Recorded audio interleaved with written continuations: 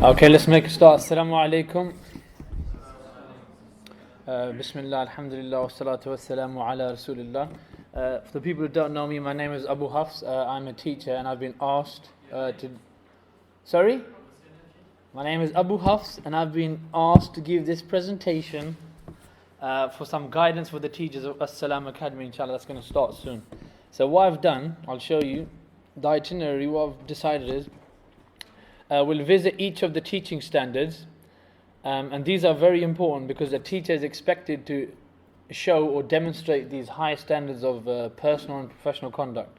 So these teaching standards that we use in the UK, they normally define the behavior and attitudes which set the required standard for conduct as a teacher. So these are the things that you're expected to do in order to be seen as a effective practitioner. So what we'll do is we'll go through each standard, and what we'll do is explain and give tips for each one, and then at the end we'll leave some time for any questions or queries that you may have. And I've also put there, we'll go through any examples of good practice that we can share, because there may be other teachers here or other sisters or brothers that have been teaching for a long time in the madrasa or teaching Quran or Arabic, and they may also have tips or things for guiding children, advising them, things they've done in the lessons that they have found have worked really effectively. And actually sharing good practice is really, really important. And as teachers, we do this all the time. And finally, I've just put there, if you want to take pictures of the slide or if you want to make notes on your phone, that's perfectly fine as we go through the presentation. And I think it's being recorded anyway, but if you'd like to, feel free to do that, inshallah. Okay, bismillah. So the first one, the first teaching standard is called... So I've written TS1, that just means teaching standard, and then 1. Setting high expectations. Now, I've tried to put a bit of an Islamic twist on it. The first thing is very important, that tarbiyah comes before ta'aleem. In Arabic they have the saying, tarbiyah qabla ta'aleem, that the cultivation of the manners or conduct of a person comes before you begin to educate them. So this is the most crucial, important thing for us, and we should have this in our mind from the beginning, that the reason we're doing this, to teach these young students of ours, is we want to produce confident Muslims who can articulate Islam but also display Islam the way it should be. So what we mean by that is, if they were to come across a non-Muslim that may ask them, why does a woman wear the headscarf? Why does a man have to grow the beard? And why do you guys believe in such and such? That they should be able to articulate and give the answer with confidence, and at the same time display Islam. So the manners of the Prophet ﷺ, they should have both of those.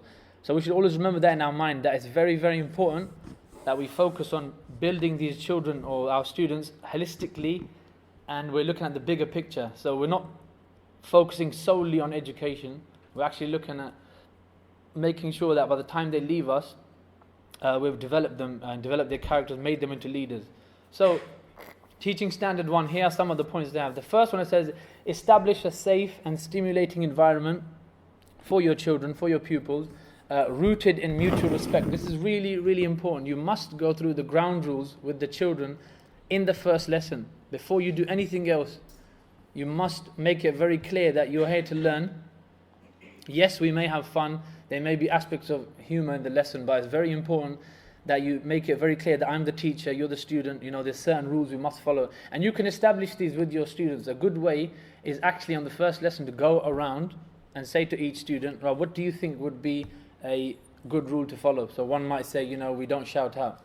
The other one might say we take our turns. The other one might say we tidy up together. Or we sit in such and such way. So what you can actually do there is you're giving them ownership, and you're allowing the children or your pupils to have that mutual respect from the beginning, because they realize actually the teacher is asking me, what do I think is good practice? The second one, which I think is very, very important, be a positive role model for the students. You need to show a kind of optimistic, positive attitude to learning, because this will encourage the children and our pupils to then also see that, my teacher, when I go to the lesson, they're always cheerful, they're optimistic, they want to teach me, they're ready, they have the book in front of them. So that shows them that as a teacher, you are always ready, and it just looks like, subhanAllah, it's hard to explain this, but it just shows them, yeah, pausing is good. It shows them that you're like the model that you want them to follow.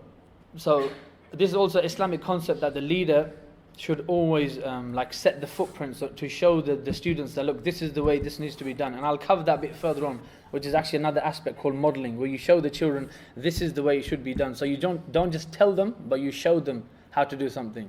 Okay, and finally, this is really important. We are shaping the minds and identity of our students. And subhanAllah, one of the brothers actually gave me this advice. He said, this may be the only time that child is coming to any kind of Islamic environment. Maybe they don't come to the masjid to pray. Maybe their parents might not be very practicing. Maybe their parents just come to the Jummah, or it could be that other family members, the auntie or uncle is not very practicing, so they don't see people in the masjid, people, Arabic, Islamic studies, Quran. So we need to be very, very careful.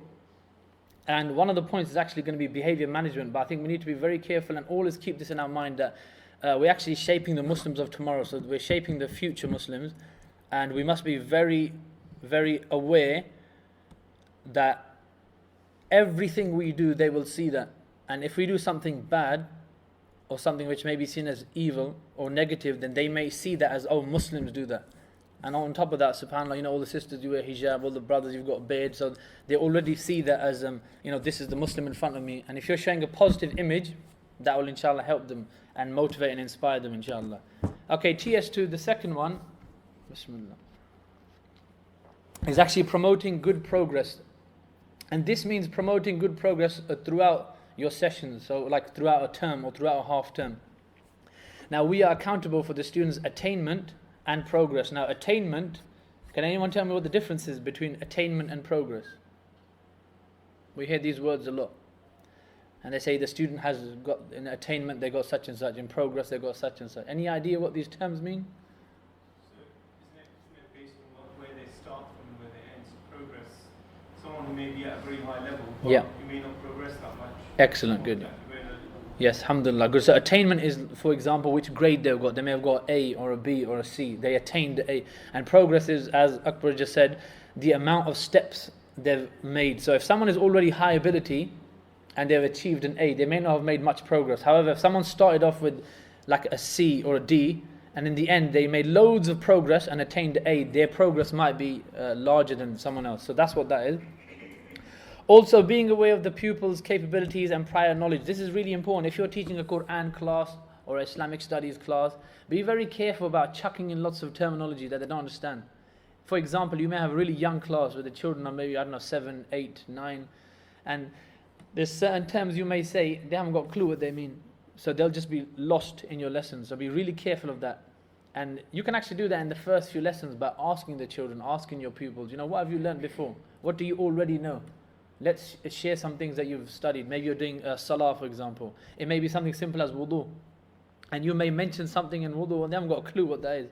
So maybe asking them before, okay, what have you been taught before? What do you know? Share it with the class. So that may be a good starting point.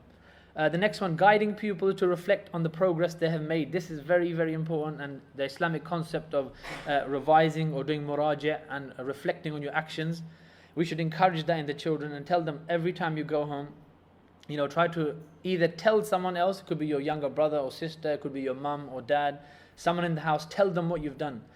And I didn't mention this, but you should actually, if you get a chance, speak to the parents. If you ever get a chance to speak to the parents of your pupils, very, very important, tell them this. Say one way to help your child is when they come home or you collect your child, speak to them and ask them, what did you learn today? What did you cover?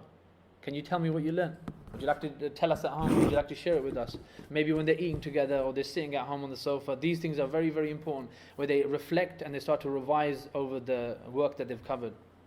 And finally, the last part of TS2 is encourage the pupils to take a responsible and conscientious attitude to their own work and learning. Again, this comes from ourselves as a teacher, where we are the positive role model. We show them that, if you have this strong, positive, optimistic attitude, you'll pick up more, you'll progress faster, your learning will be accelerated, you'll attain the higher score, etc., etc.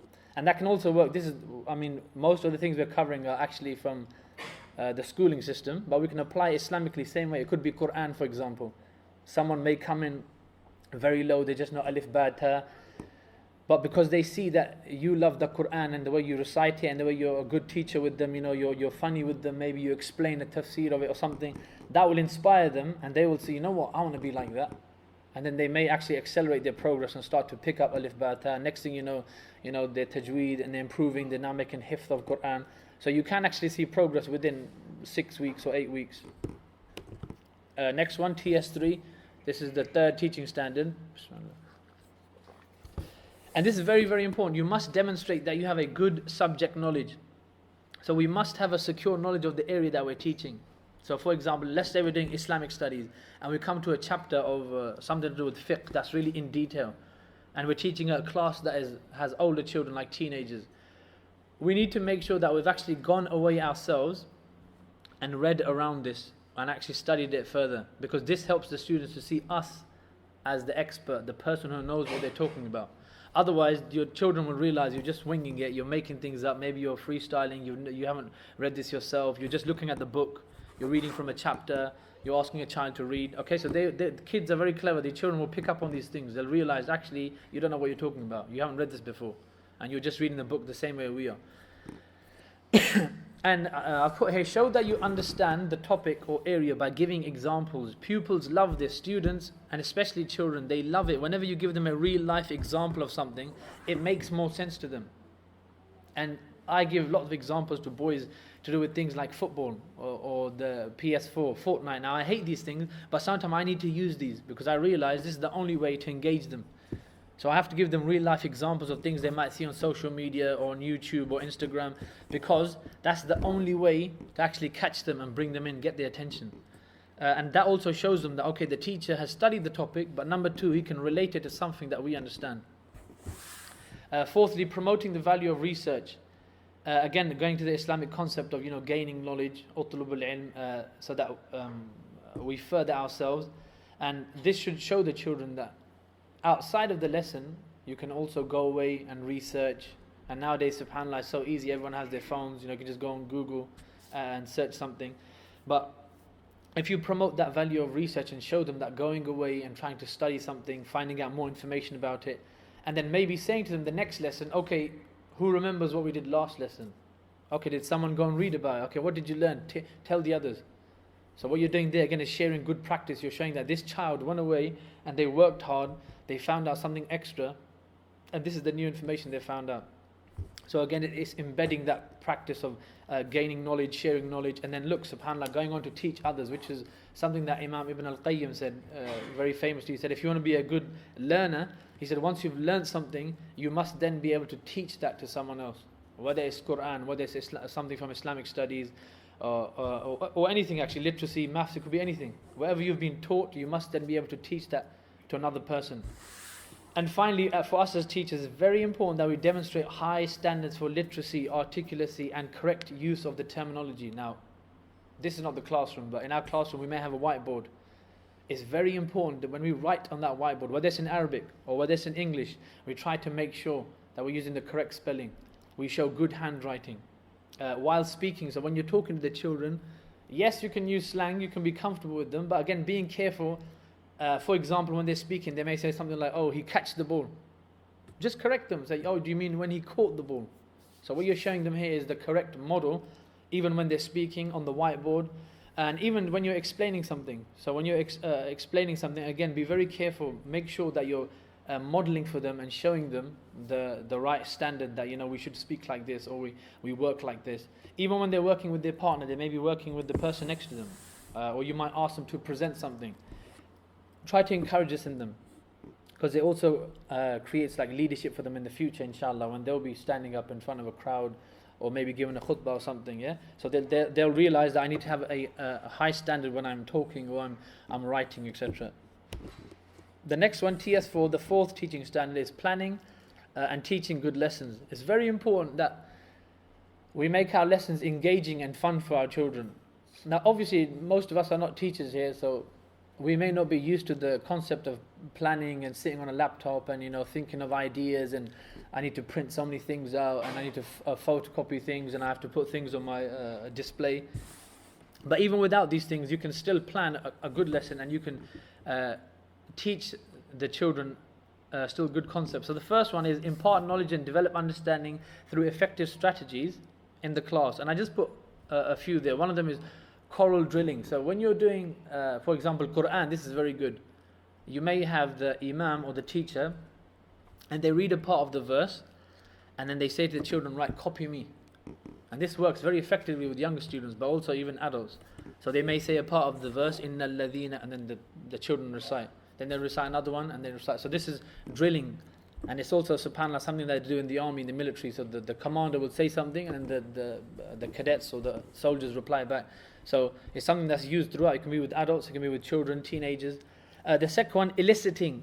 So sometimes it's good to actually ask your children before you actually teach them, what do you know about something? So for example, let's say we're talking about an aspect of salah, and then we may be covering the mistakes made in salah. Before going through them, you'll elicit things from the children. So you'll say, what do you know about the mistakes in salah? Where can they be made? Can they be made in ruku'? Can they be made in sujood? Okay, well, how do you make the mistakes? So what you're doing here is you're allowing the children to think. So they're thinking for themselves and trying to come up with ideas. So don't always just teach them. Sometimes it's quite good to do things like drilling, eliciting, even talk partner time. Sometimes you may say to them, look, talk to the person next to you. I'll give you 20 seconds. Tell them what you remember from the last lesson. Even these things can be effective. So what you're doing here is you're varying the lesson. You're not just making it, I'm teaching, or for example, here's the whiteboard, just copy what's here. Yeah, you're making it a bit more engaging for them. You can also set homework or out of class activities which will consolidate and extend the knowledge for them. Setting homework might not always be that easy, it might be a bit tricky, but you could just say to them, look, we read over, for example, chapter 4. I'd like you to read that again, and the next lesson I might ask you to make a short presentation, or I might ask you to work with your partner and come up with some ideas. So what you're doing there is you're giving them something to do for the whole week. Or it could just be something as simple as, I'd like you to read over the chapter that we covered, because I might ask some questions. So you're involving assessment in there. You're saying, look, I'm going to check that you've actually been going away and you're actually reading what we've covered. The other one, promote a love of learning, and then I put there, modeling is very important. Now when we use the word modeling in teaching, we mean that you must, the next point there, showing them, not just telling them. So for example, when we're studying maths in the school, we model every single process of the operation. So we could be doing something as simple as adding numbers, but we'll write it on the board and then we'll show them how to do it. So we might give them cubes, or we might give them sets of paper, and then we say to them, right, this is how you do it, and then we actually show them the process, maybe with using your hands or with the marker on the board. So what you're doing here is you're showing the children, not just telling them. And this is like the Prophet ﷺ and the idea of the trench, subhanAllah, which is when Salman al-Farsi came up with the idea when Medina was about to be attacked. And he said, look, I have a good idea that I remember we used in Persia, which is we would build the khandak, the trench, and that would stop the enemy from coming in. Now the Prophet ﷺ at that time, he realized that was the best idea, so he went with that. And then what he didn't just tell them to do it, so he didn't just delegate and say, right, start digging. He actually joined them, so he jumped into the trench and he started digging with them. So as a leader, we should be like that, where we show our children, not just tell them do this. And another example is, subhanAllah, when it comes for salah time. When the lessons normally finish, it may be time for salat al-dhuhr. Many teachers, what they do is say, right, start praying your sunnah. Hurry up, come on, start praying your sunnah. Now the kids will think, okay, he's telling us to pray sunnah, but he's just standing there. You should encourage them and tell them, right, pray your sunnah, and at the same time join them. So stand there with them and pray the sunnah as well. So they realize this person is not just delegating and telling us what to do, they're actually praying themselves. And then you can inspire them by telling them, look, the reason we pray sunnah is so we get the house in Jannah and Allah will be happy with us and it makes up for our shortcomings. So you tell them these things, but at the same time, you're showing them by practically doing it yourself. So action is always very, very important. SubhanAllah, many of us, we have good speech, we may have good words, we can, do a lovely lesson, but then when it comes to the action, the amal, subhanAllah, we don't have it. So we must have the action as well to go with that. And finally, I put the effective way to engage your pupils by using something they are interested in. Now, I hate Fortnite. I hate it with a passion. I hate PS4. But unfortunately, I have to use these things when I'm teaching. I have to use them. Minecraft, Roblox, FIFA, things that are trending, popular things on YouTube, Instagram. Now, you may say, oh, but if I go and research these things, I might be engaging myself in haram. No, it's not about that. You need to actively become like a child and find out about these things. But if you know what the pupils are interested in, it makes it much easier for you to teach them. So I give examples of things like Fortnite or the PlayStation or games that they play. Sometimes I ask the children, what game do you play? And they'll start telling me, I play such and such game. Now I know if many of the children play that game, I will then use an example from that game to explain something. Like Fortnite. Anyone know what Fortnite is, or is it just me? Okay, yeah, subhanAllah. Essentially it's a game where you start and there's 100 people, you've got a weapon and you're trying to kill each other, and the cloud is getting smaller and smaller and smaller and smaller and smaller, eventually till there's one person left and he's the winner. I know, pointless, right? But kids love it. So you need to know about these things. Yeah, other things on YouTube that kids talk to me about a teacher, there's kid who, they play subhanAllah. There are people on YouTube that play video games and they record themselves playing the video game and kids are watching that. Now you need to know this. I know you're thinking, how does that help me? It helps you because when you're teaching, you'll realize, why is that kid switching off? Why are they just sitting there, they look like a zombie? Because they're playing games that make them zombies. So you might need to mention that. And sometimes, subhanAllah, when I'm in lesson, I will just say, Fortnite, and they will sit up. And you get their attention. So sometimes that happens, but you'll just say Fortnite and they sit up. And sometimes I've used children, I'll say, okay, who knows about Fortnite? You know about, okay, come. So I'll get them to come and stand up, come to the front of the class, and especially children who are maybe, not very confident, not very assertive, get those children to come and stand up and just talk about something they like. It could be Fortnite. You might think, oh yeah, but we're here to teach Islamic studies or Quran. Just let him talk for 30 seconds or 1 minute. He gets off his chest, he feels like, yeah, I'm the expert, I knew this thing. And then he can sit back down. And he might be more engaged now in the lesson, he might actually listen to you and follow what's going on. So it's very important to think of the wider picture. And I give an example of myself, subhanAllah, when I was teaching and when I went into teaching, I remember many of the children came up with these terms I'd never heard of. Spud me and what was the other one, subhanAllah, moist. Yeah, he's moist fam. I was like, what? I don't know what that meant. I actually had to go ask my younger brother. I said, bro, what does this mean? And then he started telling me, he goes, this means that. I said, what does spud me mean? He goes, this means... I didn't know these things. So sometimes you can actually ask the younger children, maybe your own son or daughter, it may be someone else you know, maybe your niece or nephew, ask them these things. That what are the children interested in? What do you guys like?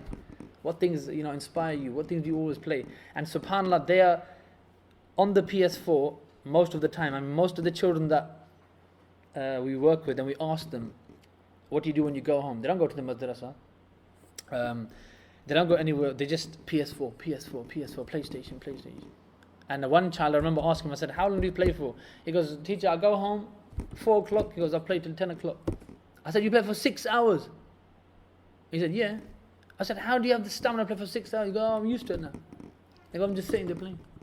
So we need to know these things. The reason I'm telling you that is because then you'll understand that, okay, now if you get into their mindset, you start to realize, okay, what things can I do to engage them now? Maybe if I talk about these things that they play all the time. Because if you're just telling them it's haram, it's bad, it's disgusting, it's bid'ah, what are you doing, this is bad, get off the place, he's not going to get off it. That's not going to work. So you'll have to use some techniques from there or some terms or terminology that might help, inshallah, to effectively engage them, inshallah.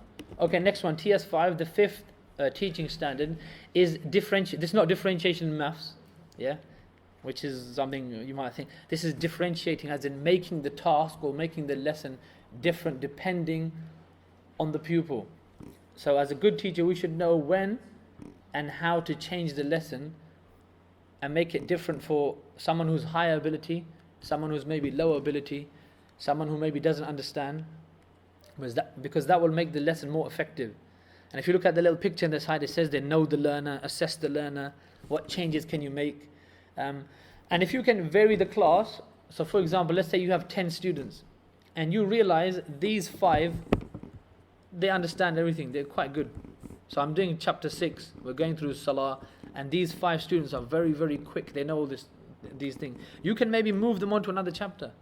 Or you could say to them, right, you know all these aspects of Salah, what I want you to know is, while we're doing the lesson, I want you to think of the nullifiers of Salah. So you give them something else to do.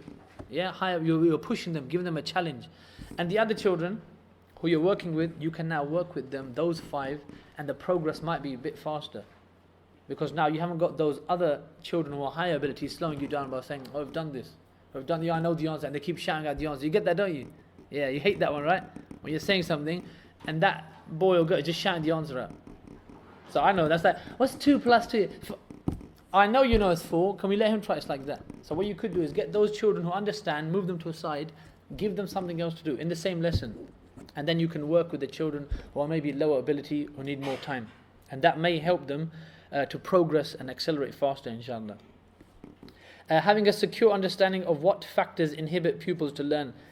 The biggest one we get, subhanAllah, is phones. When the children come on the weekend lessons, it's normally the phone or sitting next to a friend. So we need to make that ground rule from right at the beginning and tell them, listen, if you're going to bring your phone to class, switch it off or put it in your bag. I don't want it on the table, and I don't want you to be doing this. You know when they're fiddling, they're just like this. Yeah, and it looks like they're texting someone or they're on you, whatever they're doing. Tell them, no, you don't put your phone on the table either. You put your phone in your bag. Not in your pocket, put it away in your bag somewhere. Okay, because that is one of the biggest things that will distract them. And the second one, sitting next to a friend. If you know they sit next to the same person week in, week out, they always talk with him, that they live on the same road, they go to the same school, just move them. Say, Abdullah, I want you to go and sit there today. And if you say in a firm voice, they'll do it. And they might say to you, why can't I sit next to my friend? Say, I want you to just sit there. And you can explain to them later that, listen, the reason I need you to sit there is because you're not concentrating, you're always getting in trouble, you're not focusing. The other one, demonstrate an awareness of the physical, social, intellectual development of pupils at different stages of development. This is more just understanding the children, depending if you have really young children or if you're working with a set of teenagers. Again, what kinds of things are they into? What stage of the physical development are they? Yeah. So the way I would address really young children who are maybe 5, 6 years old, like year 1, year 2, is not going to be the same way I speak to year 6 or the same way I speak to a teenager. So it's sometimes just being aware of them the way they are.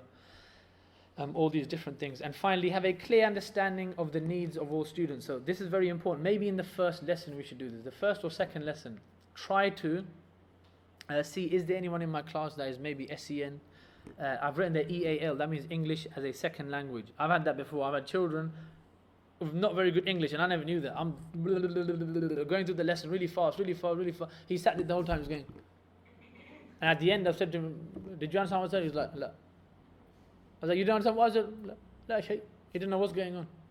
So sometimes you need to know, is there someone who has a difficulty, or there could be someone in your class that's very, very high ability, gifted and talented. Some of them are amazing. You could be doing an aspect of Arabic and they know more than you. When you have a child like that, use them. Use them as a teacher.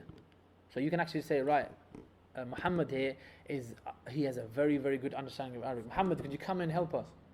So what you've done now is you've given him ownership, leadership. He sees that, yes, they're respecting me for what I know. And also, when you're in the class teaching, you can say to him, come and sit with these students who maybe are slightly weaker. And he can maybe support them. Okay? Disabilities. There may be someone in your class that has some disability, and not every disability is someone on a wheelchair, for example. Yeah, it could be something else. Maybe speak to your students. If you can see there's a child, it looks like they don't understand, they're not following, they seem off topic, they're off task, daydreaming. Maybe speak to their parents. It could be they have a disability, you never know. Okay, it could be something that, it could be a mental health issue. So maybe something that you need to probe a bit further, inshallah, and find out. The next one, TS6, assessment. This is very important. Assessing children is very, very important. So we need to know and understand, how do we assess the topic area that we've covered? How can I assess it effectively? What can I do? Here are some strategies that I put there. The first one, higher and lower order questioning. Depending on which child you're speaking to, it's like using open and closed questions. So saying to a child, did you eat today? That's a yes-no question, yeah? But then with a higher ability child, you might make it an open question. So that's more higher order questioning. So you might think, okay, let me make it a bit more difficult for him. Let me make it a question where he has to speak more. He can't just say yes or no. Like, what do you like to eat in the morning? They might just say Cocoa Pops. If he says that, then you have to probe a bit further. Oh, why do you like Cocoa Pops? Yeah, so you have to sometimes make it into a bit of a game, probe a bit further. Because there are some children, subhanAllah, they just yes, no, yeah, no, yeah, no. I get that all the time. So I know how you feel, yeah? They are zombies, subhanAllah. So again, it's about engaging them. Maybe it's your questioning, what questions are you using? Because normally, when a child gets in trouble, we always say this, why did you do that? Why did you do that? And this is the answer. It's a shoulder shrug. Yeah? And that annoys us as teachers. Like, oh, subhanAllah, why did you do that? I don't know. So it's to get away from that, maybe using higher order questioning, saying things like, what happened there? Not just saying why did you do that? So it's about thinking, maybe I can say how or what, Thinking of different questions for the children. A lower order questioning, use that with children who are maybe not confident, who are maybe, their weak in ability. For example, say you're doing an Arabic lesson, and this boy or girl is not very confident at speaking Arabic. Don't use a higher order question with them. Don't ask them something which will make them feel embarrassed. Use a lower order question. Maybe something that is yes or no. And when they answer that, boost up the comment. Well done, mashallah, excellent. You see that? See, that's what I wanted to see. Well, so now that child feels that, I got, their self-esteem goes up. They feel more confident in themselves. The other one you can use is peer assessment and self-assessment. These are both very, very good. Peer assessment is very simple. Just get the people who are sitting next to each other to assess. So for example, you might say swap books. Okay, right. You will ask him one question, he will ask you one question. That's peer assessment. Very simple, but again, it's very effective. It's not you as a teacher assessing them. So it's not you putting them on the spot. It's the peer. So the person who's the same age as them. So they feel more comfortable. And then they can ask each other, right, what's question one? They cover it up, they try to answer it. Give them time. And the last one, self-assessment. The children should be taught this. A lot of times we think as teachers, that's how can you self-assess? They don't know what they're doing. Model it for them. Show them how to self-assess. So you might say, you're going to read the end of topic question. I want you to try and answer it. And then you can go to the back and check the answer. But first I want you to answer it. So you're modeling and showing them this is how you do self-assessment. And this is actually an Islamic concept where the person starts to assess themselves, as we'll see a bit further down. So we need to teach that. The second one is third one, making use of formative and summative assessment. So a formative assessment is as you're going along, like in every lesson, after maybe every 15 minutes, every 10 minutes, like a quick summary of what's going on. And then the summative assessment is normally the end of unit test after 6 weeks. Or after 8 weeks. It's like you're covering the whole module.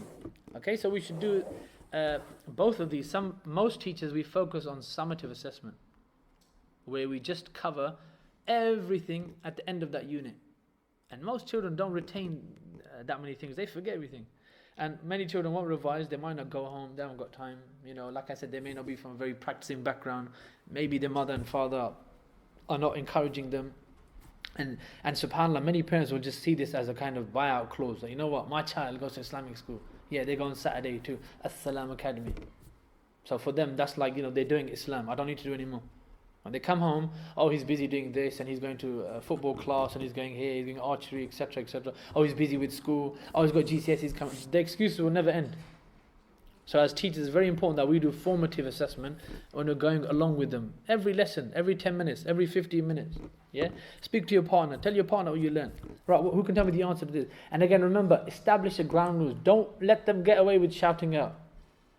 Don't let them get away with that. So make it clear. If you have an answer, stick your hand up. No, if your hand's not, I'm not going to ask you. Okay, so try to be a little bit firm with that, and inshallah, that will help. The next one, give pupils regular feedback. It can be verbally, or it can be through marking, or encouraging students to respond to feedback. So the first one, give them regular feedback. So when you're assessing them, tell them well done. Tell them, yes, you understood that. Excellent, mashallah, you've got good understanding of this area.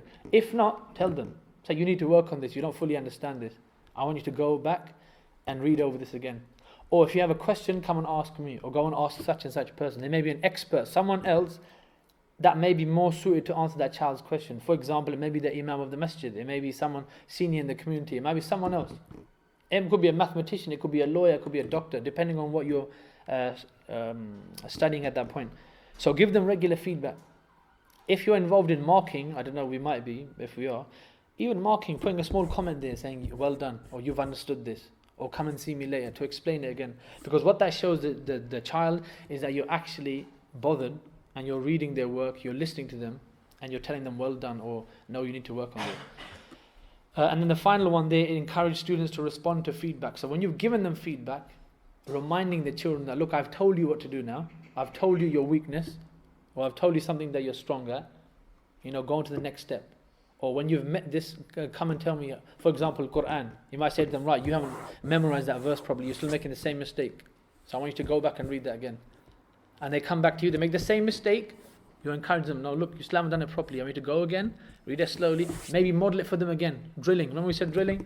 So recite the verse again, they recite the verse with you. Okay, I think you've got it now, try again.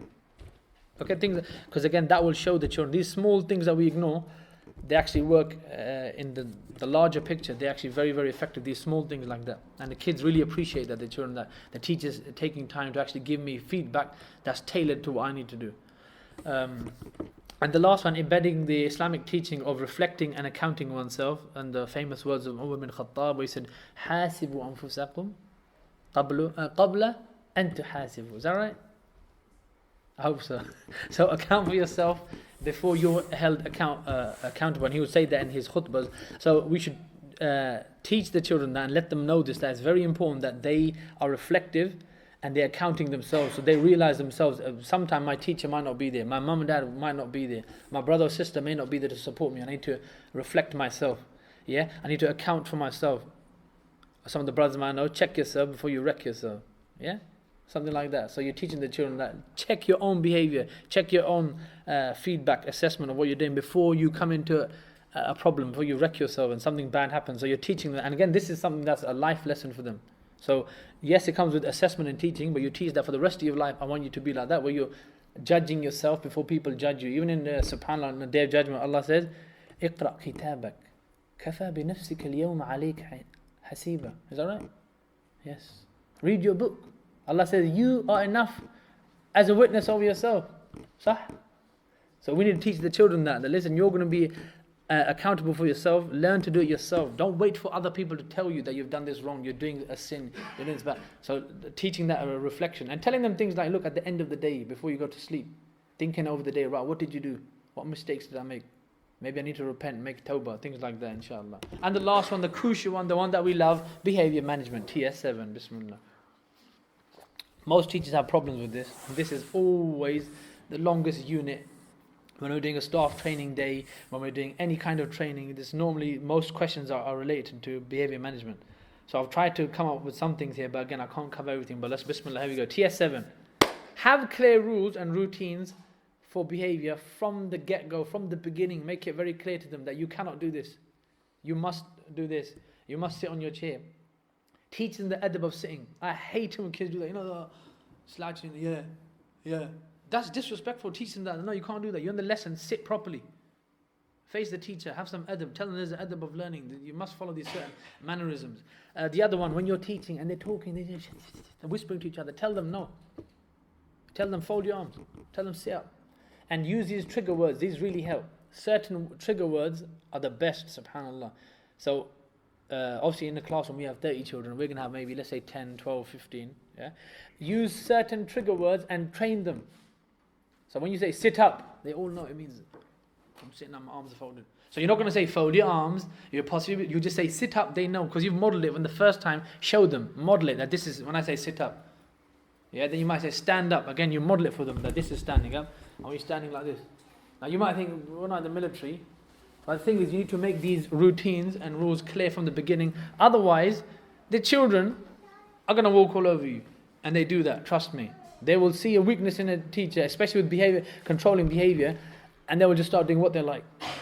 They'll start talking to their friend, they'll start pulling out their phone, they'll start slouching, they'll talk over you, they'll interrupt you. That's the worst one. You're saying something and you're getting to the end of the sentence and like, hey, and they interrupt you. You hate that. You're like, why are you doing that? So if you establish that in the beginning that it's rude to interrupt and you shouldn't do it, then inshallah they won't do that. Second one, have high expectations of behavior. Establish a framework for discipline with a range of strategies. Please don't be like a narrow-minded, just one-track teacher that, no, this is it. I've got the work on the board. Copy it now. Be quiet. Don't move. That's being overly strict. Don't be like that. But at the same time, don't be too soft with them. Learn to read the students and okay, this kind of student, right, I need to be more firmer with them. This one I can be a bit soft with. Okay, this one maybe. So you start to read the children then. You can read them.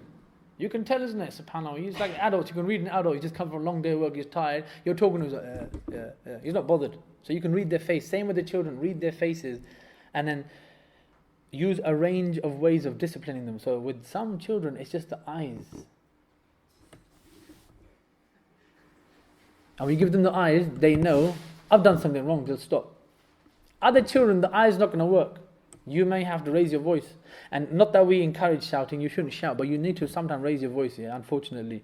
They're not paying attention. You're like, Abdullah, sit up. You have to be like, you have to be firm. If you're going to Abdullah, sit up. Abdullah, please sit up. You're not going to listen to you. What's our sit up for? You have to be firm with that child. You know, okay, he's a bit of a naughty child. So being firm with children, maybe raising your voice slightly. Don't shout. Because when you start to shout, that's when the child knows, they realize, I've got to them. I've riled him up. She's lost the plot. He's lost it now. And that's when they're happy. They're like, yeah, some children are astaghfirullah al-azim, but they're like that. Yeah, they're intent on, I'm spoiling this lesson. I'm going to wreck it for everyone. Watch. I'm going to make the teacher get angry. I'm going to make him shout. You get that everywhere. You're not going to get that in Islamic school. Of course you are. You'll get that everywhere. So be aware of those certain children who are like that. Praising, sanctioning, rewarding, all these things, please make it consistent and fair. So yes, you're always going to have one child in your class. Yeah, astaghfirullah, we call them teacher's pet. But you know what I mean. They're very good. They do everything. Yeah, sitting there, and they're very perfect. And mashallah, got their book ready, their bags ready. They're sitting there, they're facing the front. Don't always just praise them, because it's not fair then. If you're just saying, oh, mashallah, look at him. Oh, he's so great, isn't he? Yeah, everyone look at him. They're going to end up bullying that child. They're going to say, he's perfect. Yeah, they're going to end up bullying that person. So be a bit careful. Be a bit more generous with your praise and try to make it fair. When you see one of the naughty children doing something good, catch it. When they do something good, like, mashallah, look at how you sat down, fantastic. You're ready to learn today. Mashallah. So you're bigging them up. You're showing them that, look, I just praised you in front of everyone. And that same child now might think, yeah, you know what? Maybe I will behave. And they might, okay, so these using praise, sanctioning and punishing children. Again, use that again fairly. Try not to be too overly strict. Don't say to them, right, stand up, go stand in the corner. No, get out of my lesson. I hear this so many times, subhanAllah. You get angry, and we say, get out. Get out of my lesson. And that's what we say to the child. SubhanAllah, the child, he walks out, and he's standing there for half an hour sometimes. And then another teacher walks past and says, oh, by the way, Muhammad's standing outside. Is it? Oh, call him back in, call him back. He's missed our lesson now. Because you were angry for that split second. You said, go out. So be consistent sometime and fair. And I would actually encourage you, try not to send any of your children out. Even if they're being really, really, like they're getting on your nerves, they're really pushing you, don't send them out, please. Because again, you're teaching them that Islamic thing of being like merciful. And I know you might say, oh, that's not, you're being soft. No, it's not soft. Sometimes you need to just think of the bigger picture. And I think I've put that there, have I? Yeah, the next point was maintaining good relationships. And I'll go through that. But you need to think of the bigger picture of the future. And you might think, you know what, if I send this child out now and I damage their self-esteem and I make them feel like they're useless, and they're going to look for that love and attention somewhere else. And subhanAllah, that's why when we have children come to the masjid and they make noise, I love it. I never get angry at them. I say, you know what, it's better your child is here than is outside somewhere with the wrong crown doing haram and bad, evil things. It's better that they're here making noise. And you can tell the child later, listen, you were too loud. When you were praying the salah, you were loud. Don't do that next time. Instead of saying, oh, I'm never going to come to the masjid with you again, and you start slapping them and hitting them. This is wrong. Yeah, this kind of concept is not going to help them. Managing classes effectively, using approaches which are appropriate to the pupils in order to involve and motivate them. Again, this can be done in different ways, and you guys may have different methods that you've used. But sometimes I start with a game, I start with a challenge. Yeah, it can be related to, okay, let's see, we covered this topic last week. Let's see who remembers the 5 main points, something like that. So what he does, he engages the children straight away. They're like, yeah. Okay? So it could be something like that. It could be some other game, a challenge at the end. It could be working with your partner. It could be I'll let you sit next to your friend. A small thing that you know that makes the children tick, use it. If that helps you to manage the class more effectively with behavior, use whatever technique is good for you. And certain techniques will be good for one teacher and not for another. So if you see another teacher doing something which is good, try it. Of course, try it. Alhamdulillah, you should try it. But it may not work with you. And that is to do with the teacher themselves. And that's to do with their personality. Some teachers are good at certain things, and they might not be good at others. So you might see, oh, that brother, yeah, much like you, I'm going to try that as well. Now when you try that, it doesn't work. For example, in my class, I say, Takbir. All the boys say, Allahu Akbar. Now you say, okay, I'm going to try that. You go to your class, Takbir. And they will blank you. And you're like, Takbir. And they're staring at you. Takbir. And then you're like, okay, it's not working. Yeah, so it might not work for you, something that you see. It may work, it might not. Okay, so just be careful of that, inshallah. Right, next one, the last 2 points. Maintain good relationships with your pupils. Exercise appropriate authority when you need to, and act decisively when necessary. So I put there the example of Abu Bakr as-Siddiq, thinking of the bigger picture. When he became the Khalifa and he was in charge, many of the new Muslims at the time were like Bedouins. They were very rude. Yeah, they were like, the way they spoke, the way they used to sit, the way they'd interact with the other Muslims at that time. And a lot of the Sahaba became like, angry with this. Like, who does he think he is? He's a new Muslim coming in a masjid and he's like pushing us. And he's pushing in the softs and this and the way they speak. And so they started to complain. And Abu Bakr as-Siddiq told them, he said, look, think of the bigger picture. In years to come, in 10 years' time, think of where they'll be. He goes, these same people you're going to shout at now and get angry with now. He goes, they may be the same soldiers that will go and fight for the cause of Allah. They may become scholars of Islam. They may become the traders and this and that. So he said to them, look, think of the bigger picture sometime of 10 years ahead of the future. So when you're going to get angry with a child, and sometimes you think, yeah, watch, I'm gonna get this kid today. So you have that sometimes, I'm going to get him today. I'm going to get him and I'm going to humiliate him. Now by you doing that, you're going to put that child off. And that child, like I said to you, you may drive them away from the deen. And you don't know that.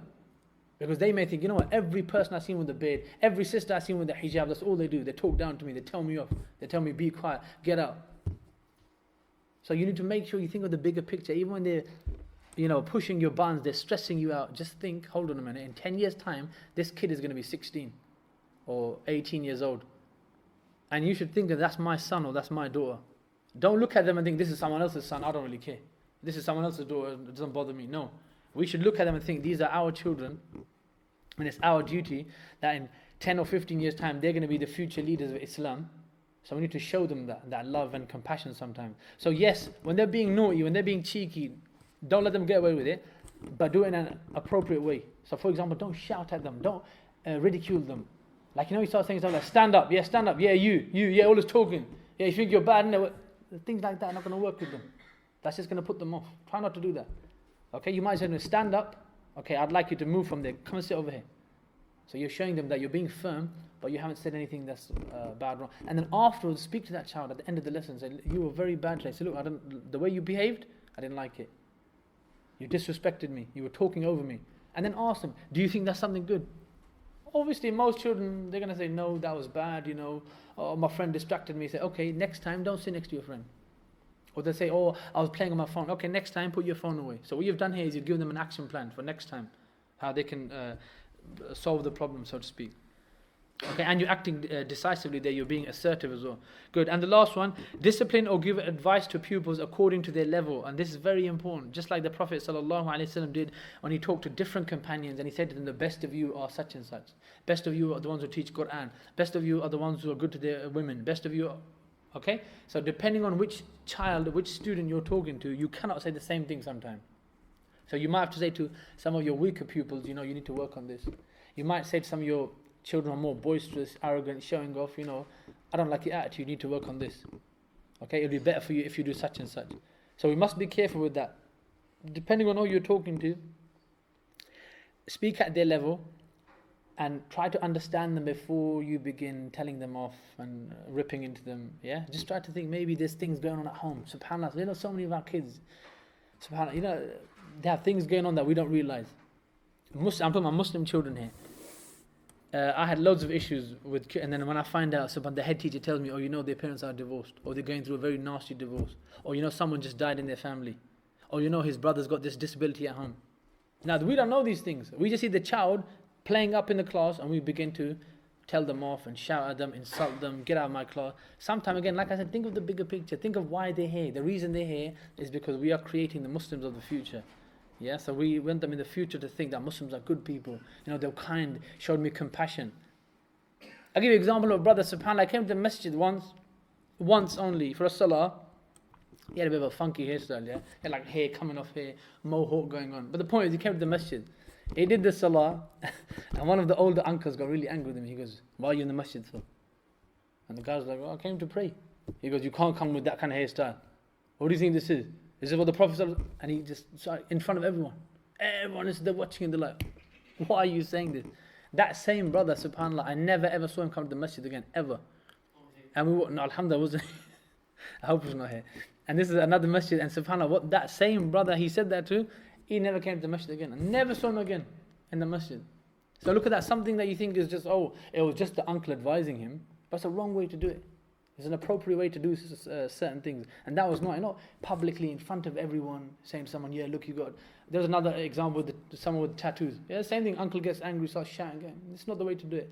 So we need to realize giving advice or disciplining the children according to their level, and we might not always know what is going on with their family background or with their parents. And the last point that I haven't put there is if you have a child that's consistently misbehaving, you must do something to speak to their parents. Either you get the number of their mother or father and speak to them, or tell someone higher up in the chain, senior management, that listen, this child comes every week without their bag, comes without their book, they're always talking, they're always getting in trouble in my class, they're not focused. You must do something, speak to their parents. And most parents will be very supportive, and they'll be like, really? It must sound like that? Oh, subhanAllah, I didn't know that. And they'll actually work with you. And when you tell them that, look, every time he comes, he's half asleep. He says he left his book at home.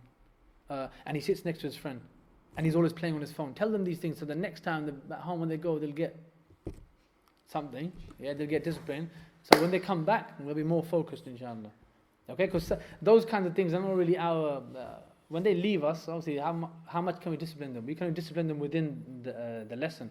When they go home, then it's obviously the role of the mother or father to be more firm with them and tell them, right, you can't do this, or you can't, I'm taking your phone away, etc., etc., yeah? Habibi, last one. Any questions? And does anyone have any good practice to share with us? Is there anyone here that would maybe like to share something? I can see Imam Adil is giggling away in the corner, mashallah, so I'm guessing there's some good practice to share. Tfaddal, share. Basically, when you said showing the eyes, Yes. red eyes, basically. Ayn al-Hamra. Yeah. Yeah. That come under the child abuse. No, that's not child abuse. How's that child abuse? You're disciplining the kid. How's that child abuse? Child abuse is like physical, emotional neglect, sexual abuse. That's not eyes. Just you look at them like that. They realize some children. Threatening them. No, it's not threatening. Threatening is if you start using words. I say you watch them. That's threatening. If you're just showing the eyes, ayn al-hamra, that's okay. No problem. Yeah, but just be careful with what you say, because normally you can make it threatening language when you say certain things. Yeah, and normally we say like, watch, do that again, go on, do that again. That's threatening. Okay, don't say that. If you're just giving them the stare and you're not saying anything, alhamdulillah, that's good. فَلْيَكُلْ خَيْرًا أَوْ يَصْمُتْ. Say good or remain silent. Any maybe questions we have, or yes, sister. What other trigger words other than sit up, for example, or takbir would you use? And normally the ones I use, I say sit up, stand up, fold your arms. Sometimes with the younger children, I play games like I'll have to show you this. Don't laugh, but it works. Yeah, so you just stand and you're like, hands on your head, hands on your nose, hands on your teeth, hands on your knees, and they start copying you. And once you've got the attention, they're like, right now, sit down. And then all sit down. So sometimes that works, trigger words like that. In primary school, we use words like things from cartoons and movies. For example, I don't know if you know Toy Story, but Buzz Lightyear, he has that famous line, what does he say? To infinity and beyond. So sometimes we say words like, to infinity, and then the kids have to repeat, and beyond, and then they sit down. Obviously, you can make that Islamic. Takbir, Allahu Akbar. Tasbih, subhanallah.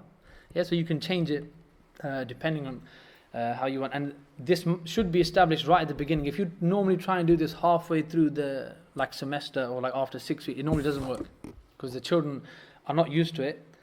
And then those trigger words won't be effective. So try to do that in the first lesson. Tell them, when I say sit up, I want you to sit like this, and then show them. Or if when I say stand up, when I say tidy up, it means push your chair, and it means stand behind your chair. So if you embed those early on within the first or second lesson, inshallah, it will be quite effective. Yes, sister. So if you have, just after that, really, Allah Yasir. if you have, say, a 50-minute Islamic studies lesson, Yeah. how would you rate it? Like, what time would you give to doing recap, Yeah. what time to content, what time to... Okay, that's a good one. 50 minutes or 1 hour. Normally what we do is about 5 minutes is a warm-up or an introduction. Keep that very short. So that might be a revision of the lesson before. Keep that very, very brief, that warm-up, or make it like a game or a challenge. Then your main teaching should be around 20-25 minutes, because normally most children will not concentrate for longer than about 10 minutes. So even if you double that, 20 minutes is a max. Don't have your main teaching longer than that. So about 20 minutes. then follow the main teaching. You should have the activity, whatever it is. So it might be working with your partners, you're going to try and answer these questions, or you're going to come up with certain ideas. So that should be about 20 minutes. So that's 5, 20, 20, 45 minutes. And then normally the last 5 or 10 minutes should be like the plenary, which is a summary of the whole lesson, where you're going through everything you've covered, and maybe you do some assessment there as well. And actually the most effective assessment is the one that you do throughout. So you do it from the warm-up, you do it in the main teaching, you do it during the activity time, and at the end in the plenary, inshallah. Is that okay? Habibi. Maybe you said with the naughty, those kids who are really naughty and Yes. they're really hard to deal with this. Yeah. Specifically those who are quite older, the teenagers. Yeah. So what I've experienced basically, either you, as you have said, either you make them give them the responsibility or give them the task within the class, even though they have been naughty and they have been misbehaving. So you give them the task or you make them the leader or in charge, so they automatically behave basically. Because now they are in a position they can't misbehave. So they feel like they are the leader, they have to behave. So that Fantastic. subhanAllah changed their attitude completely. Absolutely. It wasn't right. No, that's very Or good. second, take them after the class and emotionally advise them or remind them about the misbehavior they have been doing, or it's like, emotionally you remind them about the hadith, about the attitude that they're doing is not good. That work as well. That will work. That's a very good idea, mashallah. If you take them, just one-to-one advice for a few minutes, and has to be quite emotionally, Yeah. reminding them that what's the point for you to come and waste your time and so forth. That would help. Mashallah, that's a very good way to deal with these kind of misbehaving children, actually speaking to them. So Imam Adil said speaking to them separately, maybe one-to-one at the end, and giving them like a hadith or something that may make them feel like repenting or have some regret. And before that, Imam Adil mentioned a good point, monitors. I have lots of monitors in my class. I have a door monitor, pen monitor, sharpening monitor, have things like that. And you're right, the children who are normally misbehaving, they're very good at that. So you can say, right, you're going to be the door monitor. It's something easy like holding the door while people walk in. But having that responsibility is good. So some children or in the schools are called like a prefect, or like I'm the prefect of the class. Some it's just called a monitor. So there's different names to that. But you can use those children who are misbehaving like that, a very good way. Give them a responsibility so they feel like I'm the leader. Yes, Bismillah. The knowledge, the takbir, you said that it has been hijacked, here. So by saying it constantly in the class, don't you think it's like alarming? No, it's not alarming. It's alarming when you say it on the train. But it's not alarming to say it here. And I know because I said that, astaghfirullah. We were on the train with 30 Muslim kids, 4 sisters, 3 brothers, all got beards, yeah, they're all in hijab. And like astaghfirullah, I completely forgot we're on the train. London, and I got takbir. And they all said, Allahu Akbar. And I was like, whoops. And literally every face just looked at me. Everyone was just quiet. I was like, we cleared the entire carriage. Everyone just left. Next stop, they all got off. So just be careful of where you use that. Obviously in a public place, I would never use that. Not after that. But yeah, in the classroom is fine. And also think about it, subhanAllah, what you're actually doing is making them do the dhikr of Allah. So you're not saying other pointless things. You're saying takbir, tasbih. You have to be very careful because when you teach, some things that goes outside Yeah. in a different way, basically. You never know. Yes. So rather than being on the safe side is better than, So because if they go to your home, if they go somewhere, our teacher is teaching us this, Yeah. and that is very well known, or attached with some, groups. I would advise, don't worry about that, do it. I'll tell you why. Because if it comes back to you that, my teacher is saying takbir, I say, look, I'm doing it in an Islamic environment, and it simply means to glorify or magnify the name of Allah, so it's okay. You just need to make sure you make it clear to the children that it's not going to be done outside. You're doing it as a controlling technique, that's all. Inshallah, so it should be fine. Anyone else? Any good practice maybe people can share with us? Anyone have any examples? Yes, Sister Bismillah. Sometimes when I feel the kids are falling asleep, I just give them a 5 minutes break, especially if they were boys, to just play around and play with That's a good one. And if you do that, the only thing I would advise is if you say something like, right, you can take your phone out and you can play on your phone for 5 minutes, be careful of that. But if you do something physical in the class, that's better, I would say, inshallah. But just make sure you don't say, right, take your phone out, start checking your, I don't know, Facebook and notification. As long as you don't do that, it should be okay. And you're right, that's good, because most children, and even most people, their concentration is very short. It might be 10 minutes, 12 minutes, and then you lost them. So that's a very good technique. Yeah, give them a quick break. Say, right, for the next 3-4 minutes, we're going to have a break. And then we'll resume. Should someone else? No? Just Yeah. a quick one. Can we know a little bit about the background of the students that we're teaching? So if there are like special circumstances in their home or in their health, etc., we would be a little bit aware of it and then deal with them appropriately. That is a very good idea. Have we done So some? we've captured any health issues. So that's been part of the registration for the process. We've also captured if they have any special needs, but obviously no family history or anything like that we've captured. So that probably. So we've got medical issues up, Yeah. and If they have any special needs. okay, so special needs and medical has been covered. Sorry, go on, sister. Sorry, I was talking to sisters today. I'm hoping to have a SAM coordinator, like someone who that's their job is to know who are the children who have learning difficulties or So- special Something is happening, like for example, an orphan or their parents. Yes. Oh, I see. Emotional and Yeah, what's going on at home? So someone like pastoral care.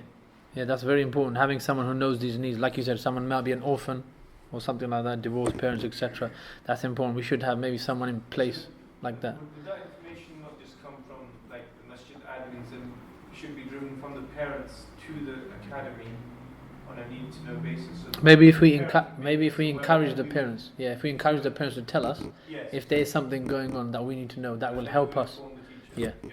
Because otherwise, you're right, it's just going to slip through. That child is going to go through 6 weeks, 8 weeks, 10 weeks, do the whole program, and just And is there also, would you advise that if we see children that we find are kind of behaving out of character or whatever, should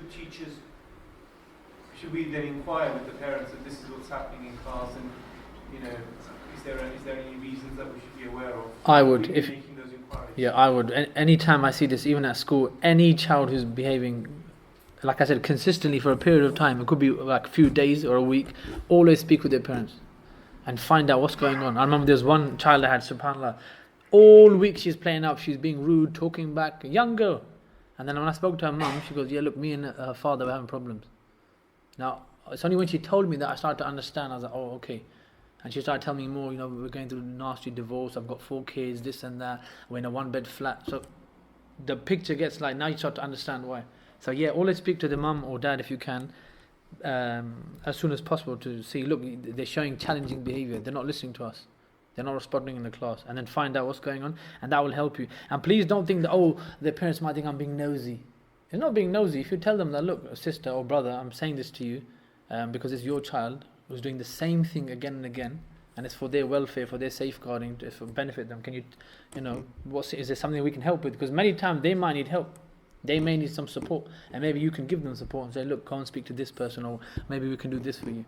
And that may help the child. So yes, it's very important. If you do see something, speak to the parents immediately. Please don't keep it in and just let it slide. It's that same kid. He's sitting in the corner. It's okay. I'll just let him sit there. And each week it drifts on and on and on. Speak to them, inshallah, as soon as you can. And remember why? Because like you said, our aim is we're creating the Muslims of the future. And subhanAllah, keep this in your mind. Everything you teach them, every good you teach them, and then they do that in their life, and then they teach others, you're going to get the reward for it. SubhanAllah, even when you die, we're in our grave, SubhanAllah, all these good deeds come, it's from them. Every good that they do. And some of the greatest things these children will do will be something very, very simple. I'll give you an example. I had a kid last year, a boy, very naughty, kept eating and drinking with his left hand. I kept saying to him, eat with your right hand, in a nice way. I gave him hadith, I told him it's not good. This in September, beginning of the school year. September's gone, October's gone, still eating with his left hand, November. And every day, subhanAllah, every lunchtime in the cafeteria, I'm telling him, Abdul Aziz, eat with your right hand. Yameen, Habib, try this, put your left hand here, try this. I gave every technique to him. He's like, no, mister, I'm left-handed, I can't do it. October, November, December, January, February, by March time, I was getting angry and I was like, you know what, I've been 6-7 months I've done this, he hasn't changed. In April, near the end, when I'm getting really vexed and angry now, subhanAllah, he came to me when I'd completely forgotten. And I'd stopped advising him. He goes, mister, guess what? I said, what happened? He goes, I eat with my right hand. And I was like, really? I go, you just saying that to make me happy because you're a naughty kid? So I thought he's trying to, get some brownie points. He goes, no, Mr. Wallah. He goes, watch me when I'm not there. He goes, watch me. So that same day, I stood like in the corner of the cafeteria, not what he's getting his food, he's sitting there, and subhanAllah, you know what he's doing? He got his left hand, he actually sat on it, and he's eating his right hand. I was like, whoa, he actually did listen. And this is a naughty boy, this is a very, very challenging boy. So something that you think is pointless and small, it'll be something big. Now imagine every time he eats with his right hand, who's going to get the reward? The teacher, the person who told him. And imagine he tells his kids, or he tells his brother or someone else, eat with your right, and he's saying the hadith, la ta'kul bishimal, etc., etc. Shaitan he's teaching someone and you're getting the reward. So these small things, please don't think of them as insignificant. There's another boy, subhanAllah, in a masjid here, I remember, a few years ago we were doing Quran, and he used to always bite his nails. I hate that kid. And they're biting nails, they're biting nails. I said to him, I go, why do you bite your nails? And he's young, he's like 12, 13. I think he was year 8. And he goes, I'm stressed. I said, you're stressed? I said, you're 12 years old. What stress have you got? So I started to speak with him. I go, are you paying rent? Are you paying bills? You got a water bill that you're stressed about? What is it? I said, what stress is there? And there was no, alhamdulillah, he's like normal. There was no things going on at home. Everything was fine. He goes, no, I'm just stressed. Gaming. He's stressed about PS4. He's stressed about his game. So I said to him, I go, look, try this technique. When you feel like biting your nails, I go, try sitting on your hand. So a week went by, 2 weeks, he goes, I can't do that. It doesn't work. And again, biting them. I go, okay, next one, try this. I go, every time you want to bite your nails, try using your fingers, say, Subhanallah, Allahu Akbar, La ilaha illa, some dhikr. He tried that 2-3 weeks later, I can't do that. So now I thought, okay, what else can I say to him? I can't think of any other technique. And he's telling me he's stressed from gaming, yeah? So I just would say the same 2 or 3 things to him, try sitting on your hands, try not to do that, think of it. And look at this, subhanAllah. I think it was a year afterwards. I wasn't even here and I came after like a year. Same child, now he's like 14, 15, yeah? And he said to me, subhanAllah, because he was sitting next to me one day in the salah, and he goes, how are you, this, that. And then he actually went on, he goes, look. I was like, mashallah, your nails look really good. And he goes, I don't bite them anymore. I said, what happened? He goes, remember you gave me that advice? He goes, eventually I followed it. So see what I mean? Small things like that you think are pointless, the children will actually listen to it eventually and benefit them. Now you might think, how's that going to benefit him? But it is going to benefit him in the end, isn't it? Hygiene. He's a clean person now. So alhamdulillah. Simple things like changing your socks to kids. They wear the same socks day in, day out. Telling them things like that. So these small things, please don't neglect them. And remember, every small that we do, it's going to benefit us inshallah as teachers. So we're doing this for that as well. That's not the main reason. إِنَّمَا نُطْعِمُكُمْ لِوَجْهِ اللَّهِ لَا نُرِيدُ مِنْكُمْ جَزَاءً وَلَا شَكُورًا. Yeah, we're doing it for the sake of Allah. We don't want praise, we don't need thanks, we don't need presents, but we're doing it for the good deeds that we'll get inshallah when we die and pass on sadaqah jariyah inshallah. Yeah. Any other questions or good practice that we can share? No? Yeah? Habibi. So, like you said before, that it's really, this may be the only interaction that they have with, practicing Muslim Sure. faith. And not just that, but children, especially when they going into teenage years, 12, 13, 14. At that time, isn't it more important that, especially the teachers who are teaching Islamic studies, that they really start to try and build a rapport and relationship with those kids, and try, if possible, to kind of engage them even outside, especially since the teachers are from the community, from the masjid.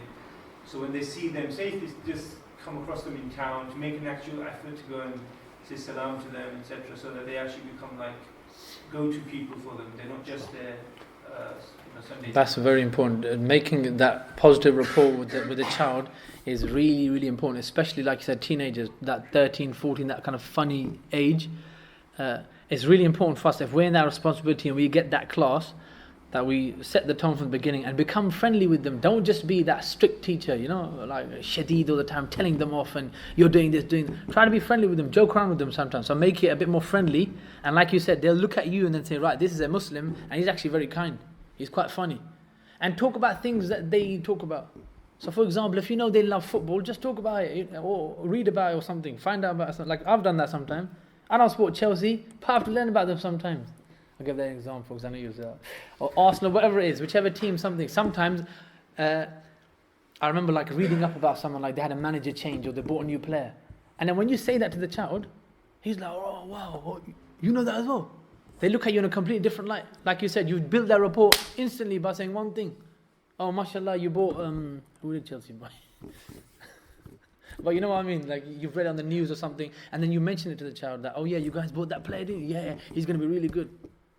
So again, small things, these small things, like you said, will build their rapport eventually, because they'll start to respect you more, they'll like you more, they'll see actually, yeah, they're kind of nice guy, you know, they understand me. And that's the easy way to build up the rapport, inshallah. Shall we order more? Any more? Anyone? Oh, sorry, yes, Bismillah. It's actually really draining to teach and then to come on your weekend morning, that's even more draining. How do you motivate yourself? Like, you've got someone teaching all week. Wallahi, no. So, how do you stay motivated? That's a good question. The money's not that good.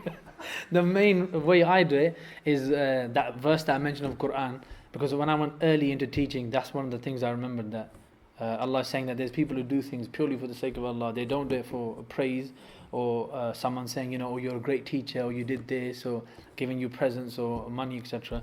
So I always keep that in my mind, that I'm doing this for Allah, and I'm doing it to get reward later on, inshallah. And that person that I've taught is then going to act upon it and then teach others. So that's the only motivation, the thing that I have that inspires me to do that. Otherwise, you're right, subhanAllah. Imagine you've been teaching all week, Imam Adil. SubhanAllah, in a masjid, all week you're teaching. And you're tired, and the weekend comes, you don't want to teach. What's going to motivate you? So that's probably the only thing, sister, where you realize, okay, I'm doing it for Allah. I'm doing it for the future of the Muslims. And remember, we have to put in the hard work, and the only time we can relax is when we take that first step into Jannah, inshallah. So sometimes we have to remind ourselves about these things. And we all know them, we've read them. But sometimes just reminding ourselves that, why am I doing this? Is to create this Muslim ummah. And with all this astaghfirullah filth that's going on, LGBT and this and subhanAllah, things that we have to teach them now, and they're learning. They need us to correct them. They need us to shape them. So have that in your mind, that I'm doing this for them. I'm doing it. And like I said, in your class, don't look at them as that's someone's daughter, that's someone's son. That's your son. That's your daughter. That will motivate you. I want to help Ali, I want to help Abu Bakr, I want to help Uthman and Abu Ubaidah and Sa'ad. I'm making the names up now, but you see what I mean? You want to help them. So keep that inshallah in your mind, that you're doing it to create the future, inshallah. Darilish, resurrection, inshallah. Put the fire back into the Muslim youth in a good way, in a halal way. Yes? I hope I said that in the correct manner. Without going...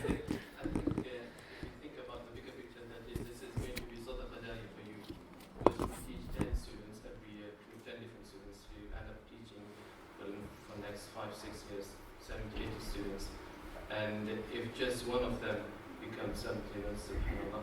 So thinking constantly that this is a sadaqah that is immediate. And I think practically again something going out for about the nights and this which we... That's a good point. Imam Adil saying going out for a kebab night. I mean that or, that to build the yeah. within the teachers. And actually, we may think that's funny, but that's actually a very, very good point. And my students used to do that with me, subhanAllah. Again, not here, but in other countries, they're like, yeah, teacher, let's go out to eat. And it's actually a very good point, especially if they're older children. Yeah, like 14, 15. Kebab night for yourself, you can do what you want. But yeah, if you can organize something like that, something extracurricular, something outside of the classroom, whether it's football or going out to eat, this is also something that will build a rapport. And it will let the children see you in another light outside of the classroom environment as a normal person. Very, very important. Allah barik fi.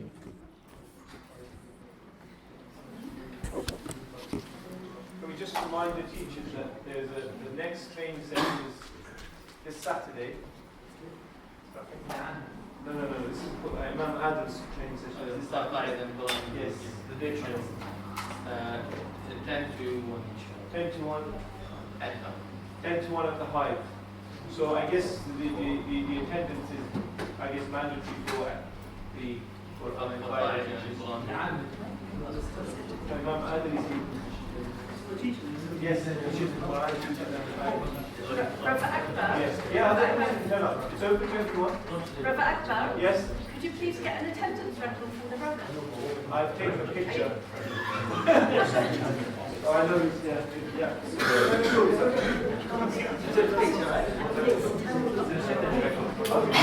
in the heights, but I It's not going to be on Facebook or Instagram or any of that. Yes,